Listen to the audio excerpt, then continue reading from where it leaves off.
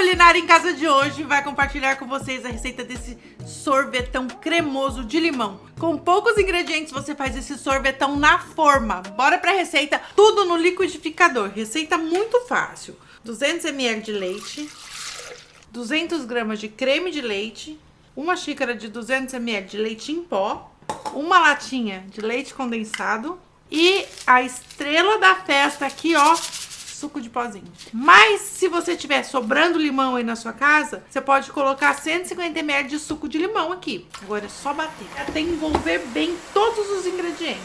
Vai como se você vai sentir que o seu liquidificador travou. Aí você para. É super rápido, gente. Olha como fica.